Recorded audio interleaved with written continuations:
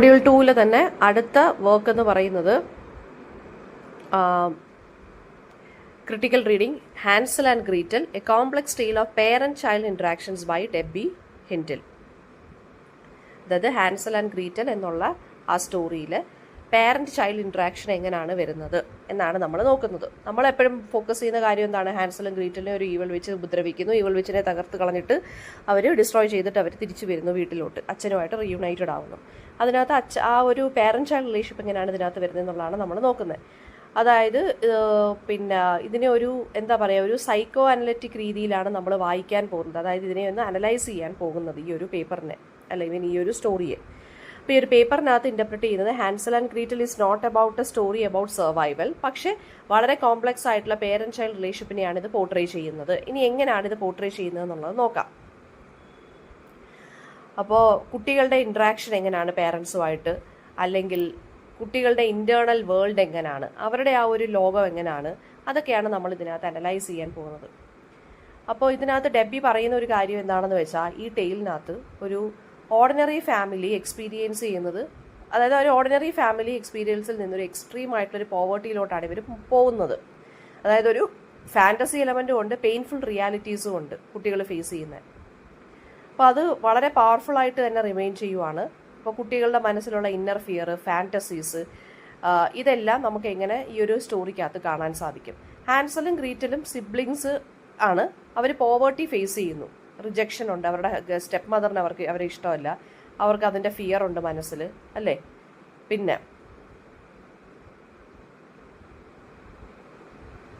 ഈ ഒരു നെഗറ്റീവായിട്ടുള്ള അല്ലെങ്കിൽ ഈ കോംപ്ലക്സ് ആയിട്ടുള്ള ഈ കുട്ടിയുടെ ഈ ഒരു ഇന്നർ വേൾഡ്, അല്ലെങ്കിൽ ഈ കുട്ടികളുടെ ഈ ഒരു ഫിയർ, അല്ലെങ്കിൽ ആ ഒരു പോവേർട്ടി, റിജക്ഷൻ, ഇതൊക്കെ ആ ഒരു അച്ഛൻ മനസ്സിലാക്കുന്നുണ്ടോ ഇല്ലയോ എന്നുള്ളത് മറ്റൊരു കാര്യമാണ്, അല്ലേ? അതുപോലെ തന്നെ പേരന്റ് ചൈൽഡ് ടെൻഷൻസ് നമുക്ക് ഈ ഒരു സ്റ്റോറിക്കകത്ത് കാണാൻ സാധിക്കും. രണ്ടാനമ്മയുടെ ആ ഒരു ക്രൂവൽറ്റിയുടെ ആ ഒരു പെരുമാറ്റം, അവരെ കൊണ്ട് കളയാൻ പറയുന്നു, അങ്ങനെ അച്ഛൻ അത് കേട്ടുകൊണ്ട് കളയുന്നു. ആദ്യത്തെ പ്രാവശ്യം കളയുന്നു, അവർ തിരിച്ച് വീട്ടിൽ വരുന്നു. രണ്ടാമത്തെ പ്രാവശ്യം കൊണ്ട് കളയുന്നു, അവർ ലോസ്റ്റായി മാറുന്നു, അല്ലേ? ലാസ്റ്റ് ഇവർ റീകൺസൈൽ ആവുന്നു അച്ഛനുമായിട്ട്.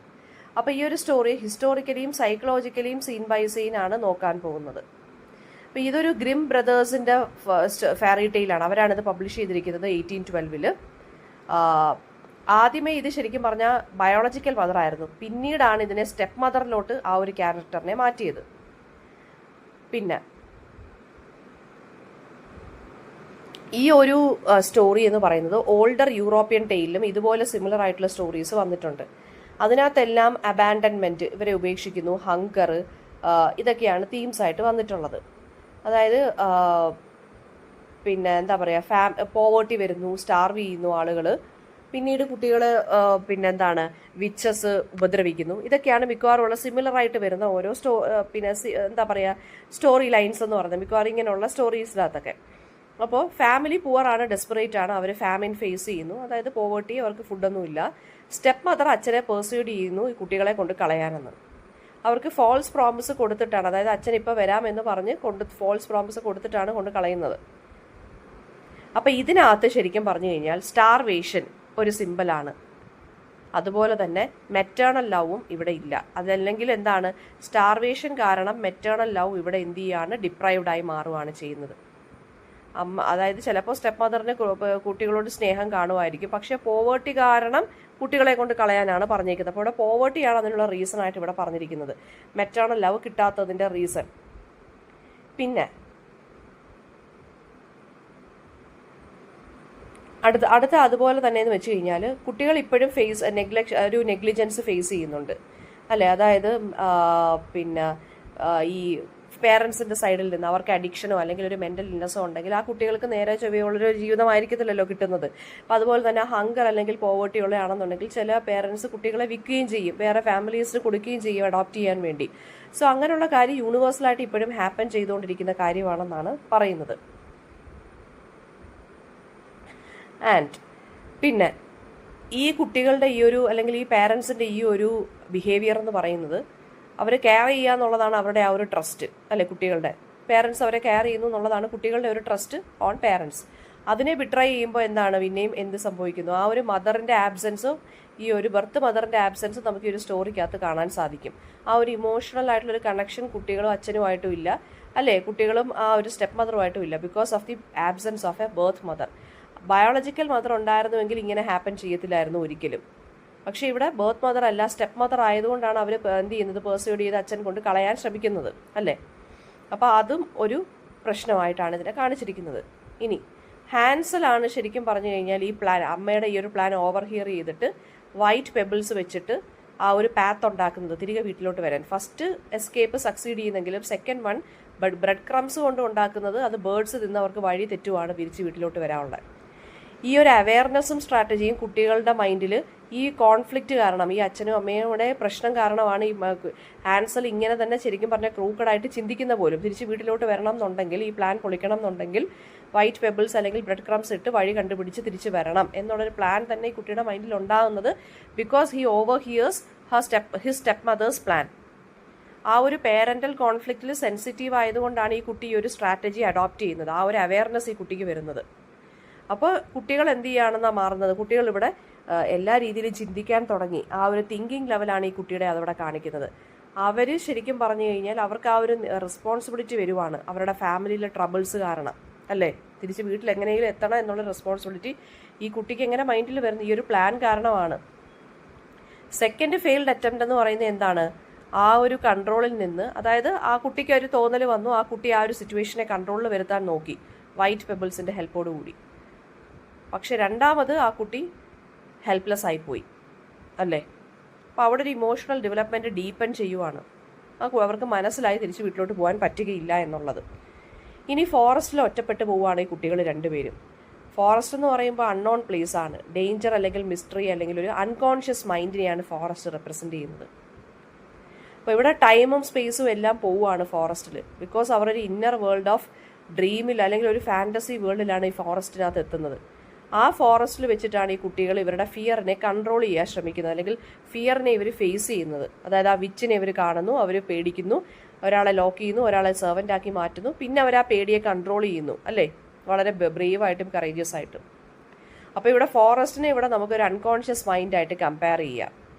അതായത് അൺകോൺഷ്യസ് മൈൻഡ് എന്ന് വെച്ച് കഴിഞ്ഞാൽ എന്താണ്, നമ്മുടെ കോൺഷ്യസ് അല്ലാത്ത ആ ഒരു മൈൻഡ്, നമ്മുടെ മൈൻഡിൽ, നമ്മുടെ ആ ഒരു സ്പേസ് മൈൻഡിൽ, അവിടെ നമുക്കറിയത്തില്ല വാട്ട് ഹാപ്പൻസ് എന്നുള്ളത്. അതുപോലെ തന്നെയാണ് ഈ ഫോറസ്റ്റ് എന്ന് പറയുന്നത്. ഈ അൺകോൺഷ്യസ് മൈൻഡിലാണ് നമുക്ക് അറിഞ്ഞുകൂടാത്ത നമ്മുടെ മൈൻഡിലുള്ള കുറ്റബോധം, നമ്മുടെ മൈൻഡിൽ ഹിഡനായിട്ട് കിടക്കുന്ന പേടികൾ, ഫോബിയാസ്, ഇതെല്ലാം ഈ അൺകോൺഷ്യസ് മൈൻഡിലാണ്, സ്പേസിലാണ് കിടക്കുന്നത്. അതാണ് ഫോറസ്റ്റ്. ഫോറസ്റ്റാണ് ഈ കുട്ടികളെ കുറച്ചും കൂടി വൾണറബിൾ ആക്കി മാറ്റുന്നത്. ഹോമിലെ സേഫ് സ്പേസിലാണ് ഈ കുട്ടികൾ ജീവിച്ചിരുന്നെങ്കിൽ ഫോറസ്റ്റിലോട്ട് വന്നപ്പോൾ ഈ കുട്ടികൾ വൾണറബിൾ ആണ് to dangers. They are prone to dangers, അല്ലേ? ഇനി ഈ കുട്ടികൾ സ്റ്റാർവ് ചെയ്യുന്നു. അവരവിടെ വെച്ചൊരു എഡിബിൾ ഹൗസ് കാണുന്നു. ഒരു ഓൾഡ് വുമൺ അതിനകത്തിരിക്കുന്നു. ആദ്യമേ ഇവരെ ഈ കുട്ടികളെ നർച്ചർ ചെയ്യുന്നു, ഫുഡൊക്കെ കൊടുക്കുന്നു. പിന്നീടാണ് ഈ ഓൾഡ് വുമൺ ഒരു വിച്ചായിട്ട് റിവീൽ ചെയ്യുന്നത്. ഹാൻസൽ ആ വിച്ചിനെ എന്ത് ചെയ്യുന്നു, ബോൺ വെച്ചിട്ട്, നമ്മൾ നേരത്തെ പറഞ്ഞല്ലോ, അതായത് ഹാൻസൽ തടിച്ചോ എന്നറിയാൻ വേണ്ടി ഹാൻസലിൻ്റെ വിരൽ പിടിച്ച് നോക്കുന്നു. ഹാൻസൽ പക്ഷേ വിരലിന് പകരം ഒരു ബോണാണ് കൊടുക്കുന്നത്, എല്ലും കഷ്ണമാണ് പിടിക്കാൻ കൊടുക്കുന്നത്. ഗ്രേറ്റൽ എന്നിട്ട് കൊല്ലുന്നത് എങ്ങനെയാണ്, ഓവനിലോട്ട് തള്ളിയിട്ടാണ് കൊല്ലുന്നത് ഈ വിച്ചിനെ. അപ്പോൾ ഇവിടെ കണ്ടോ ആ ഒരു അതായത് ഇവർ അൺകൺട്രോളബിൾ ആയിട്ട് ഹങ്കർ ഉള്ളത് കൊണ്ടാണ് ഈ കുട്ടികൾ ഈ വീട്ടിനകത്ത് എത്തപ്പെടുകയും ഈ സ്ത്രീയുടെ കൂടെ, ഒരു പരിചയമില്ലാത്തൊരു സ്ത്രീയുടെ കൂടെ താമസിക്കാനും തുടങ്ങുന്നത്. പിന്നെ അപ്പോൾ അവർ ആ ഹങ്കറിനെ കുറിച്ചാണ് ഇവിടെ, അൺകൺട്രോൾഡ് ഹങ്കറാണ് ഇവിടെ വരുന്നത് ഈ കുട്ടികൾക്ക്. ഒരു ഡീപ്പർ എക്സ്പ്ലനേഷൻ എന്ന് വെച്ച് കഴിഞ്ഞാൽ ഈ ഒരു വിച്ച് എന്ന് പറയുന്നത് ഇവിടെ റെപ്രസെൻറ്റ് ചെയ്യുന്നത് ആ ബാഡ് മദർ ഉണ്ടല്ലോ, സ്റ്റെപ്പ് മദറിൻ്റെ മറ്റൊരു രൂപത്തിനെയാണ്. അപ്പോൾ ഇവിടെ ആ വിച്ചിനെ കൊല്ലുക എന്ന് വെച്ച് കഴിഞ്ഞാൽ ഇവിടെ ഉദ്ദേശിക്കുന്നത് എന്താണ്, അവർ പഴയ പോലെ അവരുടെ ഫിയറിനെ എല്ലാം കൺട്രോൾ ചെയ്ത് നിർത്തുവാണ് വീണ്ടും, അതിനെല്ലാം ഓവർകം ചെയ്ത്. നെക്സ്റ്റ് ആ ഒരു ഹാപ്പി എൻഡിങ്, അവർ റിട്ടേൺ ടു ഹോം ആണ് കാണിക്കുന്നത്. കുട്ടികൾ പേൾസും ജുവൽസും വിച്ചിൻ്റെ ഹൗസിൽ നിന്ന് എടുക്കുന്നു. അവരൊരു റിവർ ക്രോസ് ചെയ്യുന്നു with the help of A white duck. എന്നിട്ട് അവർ വീട്ടിലോട്ട് വരുന്നു. സ്റ്റെപ്പ് മദർ മരിച്ചതായിട്ട് കാണുന്നു. അച്ഛൻ അതിൽ വളരെ റിമോഴ്സ്ഫുൾ ആയിട്ട് ജീവിക്കുന്നു. And they live happily ever after with their father. ഇപ്പോൾ ഇവിടെ പറയുന്നതെന്ന് വെച്ചാൽ അവർ ഇൻഡിപെൻഡൻ്റ് ആയിട്ട് തിരിച്ചു വരുവാണ്, അവർ മെച്യൂറായി. ആ ഒരു മദർ ഫിഗറിനോടുള്ള ആ ഒരു എൻവിയും അതെല്ലാം മാറി. കാരണം അമ്മ ഓൾറെഡി, സ്റ്റെപ്പ് മദർ ഓൾറെഡി ഡെഡായി, അല്ലേ? അപ്പോൾ ആ ഒരു ടെൻഷനില്ല ഇനി ഇവർക്ക്. അച്ഛൻ്റെ വൈഫ് പോയി, കുട്ടികൾ വിക്ടോറിയസ് ആയി മാറി. കുട്ടികൾ സക്സസ്ഫുൾ ആയിട്ട് തിരിച്ച് വീട്ടിൽ വന്നു വിത്ത് ദ ട്രഷർ. ഇനി അവർക്ക് സന്തോഷത്തോടെ ജീവിക്കാം without the troubles of their stepmother. അപ്പോൾ അവിടെ ആ ഒരു ടെൻഷൻ മാറുകയാണ് ചെയ്യുന്നത്. റിവർ ക്രോസ് ചെയ്തിട്ടാണ് ഇവരിവിടെ വരുന്നത്. റിവർ ക്രോസ് ചെയ്തിട്ട് ഇവിടെ വരുന്നതെന്ന് വെച്ച് കഴിഞ്ഞാൽ എന്താണ്, ആ ഒരു മെച്യൂർ സ്റ്റേജിൽ അവരെത്തി. റിവറൊക്കെ ക്രോസ് ചെയ്യാറായി. അവർ ആ ഒരു ഇൻഡിപെൻഡൻറ്റ് ജേണി അവരെടുത്തു. പിന്നെ ഒരു വൈറ്റ് ഡക്കാണ് ഇവരെ ഹെൽപ്പ് ചെയ്യുന്നത്. അപ്പോൾ ആ വൈറ്റ് ഡക്കെന്ന് പറയുന്ന ആ ഒരു ഇനി വരാൻ പോകുന്ന ആ ഒരു ഗുഡ്നെസ്സിനെയാണ് സിംബലൈസ് ചെയ്യുന്നത്. ഇനി അവർ ജീവിക്കാൻ പോകുന്ന നല്ല രീതിയിലാണ്. അല്ലെങ്കിൽ ആ വൈറ്റ് ഡക്ക് ഒരു മെറ്റേണൽ ഫിഗറിനെയാണ് കാണിക്കുന്നത്. അവരെ ഗൈഡ് ചെയ്ത് കൊണ്ടുപോവാണ് റിവറിലൂടെ, അല്ലേ? അവർക്ക് ജീവിതത്തിൽ കിട്ടാത്തത് ആ ഒരു മെറ്റേണൽ ലവ് ആണ്. അപ്പോൾ ആ ഒരു ഡക്ക് ആണ് ഇവരെ റിവർ ക്രോസ് ചെയ്യാൻ ഹെൽപ്പ് ചെയ്യുന്നത്. ട്രഷർ എന്ന് പറയുന്നത് എന്താണ് ഇവിടെ കാണിക്കുന്നത്, ആ കുട്ടികളുടെ ആ ഒരു ട്രാൻസിഷനാണ് ടു അഡൾട്ട്ഹുഡിലോട്ടുള്ള. അവർക്ക് പൈസ കിട്ടി. ആ കുട്ടികൾ എന്തിനായിരിക്കും, ഇപ്പോൾ ചെറിയ വളരെ പൊടി കുഞ്ഞുങ്ങളാണെന്നുണ്ടെങ്കിൽ ഒരു പൈസ എടുക്കത്തില്ല. ഇച്ചിരി മെച്യൂർ ആയതിൻ്റെ സ്റ്റേജാണ് ഈ പൈസ എടുക്കുന്നത് കാണിക്കുന്നത്. പൈസ വേണം ഇനി അങ്ങോട്ട് ജീവിക്കാൻ എന്നുള്ളൊരു ബോധമാണ് ഈ കുട്ടികളെ പൈസ അല്ലെങ്കിൽ ട്രഷർ തിരിച്ച് വീട്ടിലോട്ട് കൊണ്ടുവരാൻ അവരെ അനുവദിച്ചത്, അല്ലേ? അവരുടെ മൈൻഡിൽ തോന്നിപ്പിച്ചത്. സോ അതാണ് അവിടെ നടക്കുന്ന transition from childhood to adulthood. ആ ഒരു മെച്യൂരിറ്റി അവരവിടെ വെച്ച് തന്നെ അവർക്ക് ഡെവലപ്ഡ് ആയി. ഇനി പറയുന്നതെന്ന് വെച്ച് കഴിഞ്ഞാൽ, ഫ്രോയിഡ് എന്നുള്ള എന്താ പറയുക, നമ്മുടെ സൈക്കോ അനലിറ്റിക് തിയറി വെച്ചിട്ടാണ് നമ്മളിത് ഇത്രയും കാര്യങ്ങൾ നമ്മൾ എടുത്ത് അനലൈസ് ചെയ്തത്. ഫ്രോയിഡ് ആൻഡ് ക്ലീൻ എന്ന് പറഞ്ഞ KLEIN ഇവരുടെ രണ്ടുപേരുടെയും തിയറി വെച്ചിട്ടാണ് നമ്മൾ അനലൈസ് ചെയ്ത് ഈ ഒരു എസ്സേ. ഇനി അവർ പറയുന്നതെന്ന് വെച്ച് കഴിഞ്ഞാൽ, ഫ്രോയിഡ് പറയുന്നതെന്ന് വെച്ച് കഴിഞ്ഞാൽ, നമ്മൾ ഈ സിബ്ലിംഗ് റൈവൽറി, ഈ ബ്രദറും സിസ്റ്ററും ആണെന്നുണ്ടെങ്കിലും, രണ്ട് ബ്രദേഴ്സ് ആണെങ്കിലും രണ്ട് സിസ്റ്റേഴ്സ് ആണെന്നുണ്ടെങ്കിലും, അവരുടെ ഇടയിൽ വരുന്ന ഈ കുഞ്ഞായിട്ടുള്ള റൈവൽറിയും ജലസിയൊക്കെ ഉണ്ടല്ലോ, അത് ഡെവലപ്മെൻറ്റിന് വളരെ സെൻട്രലാണ്. അതായത് ഹാൻസലിനെ പിടിച്ച് കൂട്ടിനകത്തിട്ടു, ഗ്രീറ്റലും വെളിയിൽ നിൽക്കുവാണ് കുക്കായിട്ട്. ഗ്രീറ്റൽ കാരണമാണ് ഇവർ അവസാനം രക്ഷപ്പെടുന്നത്. അവിടെ ആ കുട്ടി പെട്ടെന്ന് ആക്ട് ചെയ്തതുകൊണ്ട്, അല്ലേ? ആക്ട് ചെയ്തെന്ന് വെച്ചാൽ പെട്ടെന്ന് തന്നെ ആ ഒരു സിറ്റുവേഷൻ വന്നപ്പോൾ ഹാൻഡിൽ ചെയ്തുകൊണ്ട് ക്ലിയർ ആയിട്ട്. അപ്പോൾ സിബ്ലിങ്സിനെ ശരിക്കും പറഞ്ഞാൽ ഇവിടെ കാണിച്ചിരിക്കുന്നതെന്ന് വെച്ച് കഴിഞ്ഞാൽ, ഇവർ അങ്ങനെ ഒരു സിറ്റുവേഷൻ ഒറ്റപ്പെട്ട് പോയി അങ്ങോട്ടും ഇങ്ങോട്ടും ഡെവലപ്ഡ് ആവണമെന്ന് ഇവരുടെ മൈൻഡിൽ ഒരു വാശി വന്നതുകൊണ്ടാണ് എന്ത് ചെയ്തത്, ഇവർ രക്ഷപ്പെടാനെങ്കിലും സാധിച്ചത്, അല്ലേ? അപ്പം റൈവൽറി ആണെങ്കിലും ഗിൽറ്റ് ആണെന്നുണ്ടെങ്കിലും ലവ് ആണെന്നുണ്ടെങ്കിലും സിബ്ലിങ്സിൻ്റെ ഇടയിൽ വേണം എന്നാണ് പറയുന്നത്. ഇനി ക്ലീൻ എന്ന് പറയുന്ന അദ്ദേഹം നോക്കിയെന്ന് വെച്ചാൽ, ആ ഒരു തിയറിസ്റ്റ് നോക്കിയെന്ന് വെച്ച് കഴിഞ്ഞാൽ കണ്ടുപിടിച്ച കാര്യം എന്ന് വെച്ചാൽ, യങ്ങർ അല്ലെങ്കിൽ only children often fear being replaced. അതായത് രണ്ട് കുട്ടികളുണ്ടെന്നുണ്ടെങ്കിൽ അച്ഛനും അമ്മയ്ക്കും ഒരാളെ മാത്രമാണ് സ്നേഹം, അങ്ങനെ ഒരു പേടി മൈൻഡിൽ കാണും കുട്ടികൾക്ക്. അപ്പം അവരെന്താന്ന് വെച്ച് കഴിഞ്ഞാൽ, അപ്പോൾ അവരുടെ മൈൻഡിൽ ഒരു കൈൻഡ് ഓഫ് ഒരു എന്താ പറയുക, ആ ഒരു പേടി, ഒരു ടെൻഷനും കാണും, എന്നാൽ അഫെക്ഷനും കാണും. അതായത് സിസ്റ്ററിനോടും ബ്രദറിനോടുള്ള സ്നേഹവും കാണും, പക്ഷേ അച്ഛനും അമ്മയും മറ്റേയാളെ മാത്രമാണോ ഫേവർ ചെയ്യുന്നെന്നുള്ളൊരു ടെൻഷനും കാണും. ആ ഒരു ടെൻഷനും ശരിക്കും പറഞ്ഞു കഴിഞ്ഞാൽ നമുക്ക് ഈ ഹാൻസൽ ആൻഡ് ഗ്രീറ്റലിനകത്ത് ആ ഒരു ടെൻഷനും പിന്നെ അതുപോലെ തന്നെ ഇവർ തമ്മിലുള്ള റൈവൽറിയും എല്ലാം ഇവരെ ഹെൽപ്പ് ചെയ്തു അവരുടെ നിന്ന് അവരെ രക്ഷപ്പെടുത്താനും അവർ ആ ഒരു മെച്യൂരിറ്റിയിലോട്ട് കയറാനും. പിന്നെ അടുത്തെന്ന് വെച്ച് കഴിഞ്ഞാൽ ഡെവലപ്മെന്റൽ റിസർച്ചിലെ ലെസൺസിലെ കാര്യമാണ് പറയുന്നത്. ഒന്നുമില്ല, ഡെവലപ്മെന്റൽ റിസർച്ചിലെ ഒരു റിസർച്ചാണത്. അതിൻ്റെ അടിസ്ഥാനത്തിൽ കണ്ടുപിടിച്ച കാര്യങ്ങൾ എന്താണെന്ന് വെച്ചാൽ, സിബ്ലിങ്സ് ഇമോഷണൽ ആൻഡ് സോഷ്യൽ ലേണിങ്ങിൽ നല്ലൊരു വൈറ്റൽ റോളുണ്ട് അവർക്ക് അങ്ങോട്ടും ഇങ്ങോട്ടും. ബൈ ഏജ് 4 ആവുമ്പോൾ കുട്ടികൾ എന്ത് ചെയ്യും, സിബ്ലിങ്സിനോടാണ് കൂടുതൽ സമയം സ്പെൻഡ് ചെയ്യുന്നത് ദാൻ വിത്ത് പേരൻസ്. അങ്ങനെ അവർക്കൊരു എമ്പതിയും ഇമോഷണൽ അണ്ടർസ്റ്റാൻഡിങ്ങും അവരുടെ ലൈഫിൽ ഉണ്ടാവുന്നു. ഹാൻസൽ ആൻഡ് ഗ്രീറ്റലിനകത്ത് ഇതേ കോപ്പറേഷനാണ് ഉണ്ടാവുന്നത്. ആ ഒരു മ്യൂച്വൽ പ്രൊട്ടക്ഷൻ ഉണ്ട് അങ്ങോട്ടും ഇങ്ങോട്ടും ഇവർക്ക് രണ്ടുപേർക്കും. ഹാൻസലിനെ കേജിനകത്താക്കിയപ്പോൾ അവർക്ക് അവിടെ നിന്ന് രക്ഷപ്പെടാൻ വേണ്ടി ഗ്രീറ്റിലാണ് മറ്റവരെ അവനകത്തോട്ട് തള്ളിയിട്ട് ബേൺ ചെയ്യുന്നത്. അപ്പോൾ ഈ കുട്ടികൾ രണ്ടുപേരും മാത്രമായി മാറി. പേരൻസിൻ്റെ ആബ്സെൻസ് അവിടെ ഇവർക്ക് ഹെൽപ്ഫുൾ ആവുകയാണ് ചെയ്തത് ഫോറസ്റ്റിൽ. അപ്പോൾ മ്യൂച്വലി ഒരു കോപ്പറേഷൻ വന്നു, അങ്ങോട്ടും ഇങ്ങോട്ടും പ്രൊട്ടക്റ്റ് ചെയ്തു അവർ. കുട്ടികൾ മെച്യൂർ ആയപ്പോൾ ഈ സിബ്ലിംഗ് ബോണ്ട് കുറച്ചും കൂടി ഇൻഡിപെൻഡൻ്റ് ആയിട്ട് മാറുവാണ്. അതാണ് അവർ എന്ത് ചെയ്യുന്നത്, ഇവർ ഈ കുട്ടികൾ റിവർ ക്രോസ് ചെയ്ത് ഒറ്റയ്ക്കാണ്. ഡക്കിന് ഒരാളെ മാത്രമല്ലേ ഒരു സമയത്ത് കൊണ്ടുപോകാൻ പറ്റൂ. അപ്പോൾ ഒറ്റയ്ക്കാണ് ഈ കുട്ടികൾ ക്രോസ് ചെയ്തത്. ആ ഒരു മെച്യൂരിറ്റിയിലൂടെ ഇവരെത്തി. അപ്പോൾ ഇങ്ങനെയുള്ള ഈ അഡ്വേഴ്സ് ആയിട്ടുള്ള ഫാമിലി സിറ്റുവേഷൻസിൽ ചിലപ്പോൾ സിബ്ലിംഗ് ബോണ്ട് നല്ല രീതിയിൽ കൂടാൻ സാധ്യതയുണ്ട്. കുട്ടികൾക്ക് അവർ മാത്രമേ ഉള്ളൂ അങ്ങോട്ടും ഇങ്ങോട്ടും താങ്ങും തടഞ്ഞുമായിട്ട് പേരൻസിൻ്റെ ആബ്സെൻസിൽ. ദെൻ ആ ഒരു പേരൻ്റ് നെഗ്ലക്റ്റിൽ അങ്ങോട്ടും ഇങ്ങോട്ടും ഇവർ ഇമോഷണൽ സപ്പോർട്ട് ഓഫർ ചെയ്യുവാണ്.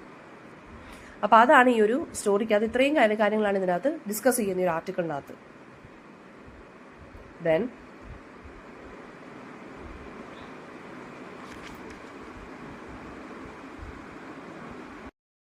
ഇതിനകത്ത് കുറച്ച് ഫൈൻഡിങ്സ് അല്ലെങ്കിൽ കുറച്ചൊരു ഡിസ്കഷൻ പോയിന്റ് ഓഫ് വ്യൂവിൽ നമ്മൾ നോക്കുകയാണെന്നുണ്ടെങ്കിൽ ഇതിനകത്ത് നമ്മൾ പഠിച്ച കാര്യങ്ങൾ എന്തൊക്കെയാണ്? ഈ കുട്ടികൾ ഒറ്റപ്പെട്ട് പോയപ്പോൾ ആ ഒരു ആബ്സെൻസ് ഓഫ് മദർലി ഫിഗറാണ് ഇവർ തമ്മിലൊരു ഇമോഷണൽ ബോണ്ടിന് കാരണമായി. സ്റ്റിൽ ഇവരെ കൊണ്ട് കളയാനെന്നുള്ള പ്ലാന് ഹാൻസൽ കേട്ടപ്പോഴാണ് ഹാൻസൽ വളരെ മെച്യൂർ ആയിട്ടുള്ള ആ കുട്ടിക്ക് പറ്റുന്ന രീതിയിൽ വൈറ്റ് സ്റ്റോൺസ് വഴിയിലെല്ലാം ഇട്ടിട്ട് തിരിച്ച് വീട്ടിലോട്ട് വരാമെന്നുള്ള സ്ട്രാറ്റജി അവർ ക്രിയേറ്റ് ചെയ്യുന്നത് അല്ലേ. പിന്നീട് അവർ ഫോറസ്റ്റിലോട്ട് പോയി അവരവിടെ വെച്ച് അവരുടെ ഫിയേഴ്സിനെ എല്ലാം അവർ വിറ്റ്നസ് ചെയ്യുന്നു. അവരവിടെ വൾണറബിൾ ആയിട്ട് നിൽക്കുവാണ്. വിച്ചിനെ തകർത്തിട്ട് അവർ തിരിച്ചു വരുവാണ് വിത്ത് മണി അല്ലേ. അപ്പോൾ ആ ഒരു സ്റ്റെപ്പ് മദർ ആണെന്നുണ്ടെങ്കിലും വിച്ച് ആണെന്നുണ്ടെങ്കിലും ഇവർക്ക് കിട്ടാതെ പോയ ഒരു മെറ്റേണൽ ഫിഗറാണ് കാണിക്കുന്നത്. പിന്നീട് വരുന്നതെന്ന് വെച്ച് കഴിഞ്ഞാൽ നമുക്കിതിനകത്ത് പേരൻസിൻ്റെ നെഗ്ലിജൻസ് കാരണമാണ് ഈ കുട്ടികൾ എന്ത് ചെയ്യുന്നത്, ഇവർ ഈ ഫോറസ്റ്റിനകത്ത് അകപ്പെടുന്നതും. പക്ഷേ അതിനുണ്ടാകുന്ന ഒരു പോസിറ്റീവ് സൈഡ് എന്ന് വെച്ചാൽ ഇവർക്ക് അങ്ങോട്ടും ഇങ്ങോട്ടും ഇവർ തന്നെ താങ്ങും തണലുമായിട്ട് മാറി അല്ലേ. പിന്നെ വേറൊരു കാര്യം എന്ന് വെച്ച് കഴിഞ്ഞാൽ ഈ കുട്ടികളെ ശരിക്കും പറഞ്ഞാൽ ഈ കുട്ടികളൊരു ടോക്സിക് ആയിട്ടുള്ളൊരു ഫാമിലിയിലാണ് ജീവിച്ചത്. അതുകൊണ്ടാണല്ലോ ഇവരെ കളഞ്ഞത് കൊണ്ടുപോയി. പക്ഷേ എന്നാലും ഇവർ തിരിച്ച് വീട്ടിലോട്ട് ഇവരുടെ അച്ഛനെ തേടിയാണ് തിരിച്ച് വീണ്ടും വരുന്നത്. അത് ഒരു അറ്റാച്ച്മെൻറ്റ് തിയറിയാണ്. അത് നമ്മൾ നോട്ട് ചെയ്യേണ്ട ഒരു കാര്യമാണ്. ആൻഡ് ഓൾസോ പിന്നെ വരുന്നതെന്ന് വെച്ചാൽ ഒരു ഹാപ്പി എൻഡിങ്. ഈ ഹാപ്പി എൻഡിങ്ങിൽ അച്ഛൻ്റെ ഗിൽറ്റും കാര്യങ്ങളും എല്ലാം അച്ഛൻ വളരെ റിമോഴ്സ്ഫുൾ ആയിട്ട് മാറുന്നുണ്ട്, അതായത് റിഗ്രറ്റ് ചെയ്യുന്നുണ്ടെങ്കിലും പിന്നീട് ഇവർക്കൊരു ഹാപ്പി എൻഡിങ് ആണ് കിട്ടുന്നത്. അച്ഛൻ ബിട്രേ ചെയ്താലും കുട്ടികൾ വീണ്ടും എന്ത് ചെയ്യാണ്, അച്ഛൻ്റെ അടുത്തോട്ട് തന്നെയാണ് തിരിച്ചു വരുന്നത്. എത്ര നമ്മൾ ഡിപ്പെൻഡ് ചെയ്യുന്നില്ല എന്ന് പറഞ്ഞാലും കുട്ടികൾ ആരെ തേടി വരുവാണ്, വീണ്ടും ഫാമിലിയിലോട്ട് കയറി വരുവാണ് ചെയ്യുന്നത്. അങ്ങനെ ഒരു പോയിന്റ് ഓഫ് വ്യൂ ഇതിനകത്ത് ഉണ്ട്. അപ്പോൾ ഇത്രയും കാര്യങ്ങളാണ് നമ്മൾ സൈക്കോളജിക്കലി നമ്മൾ അനലൈസ് ചെയ്യുമ്പോൾ നമ്മൾ കണ്ടുപിടിച്ച ഈ ഒരു സ്റ്റോറിക്കകത്തുനിന്ന് കണ്ടുപിടിച്ച കാര്യങ്ങൾ.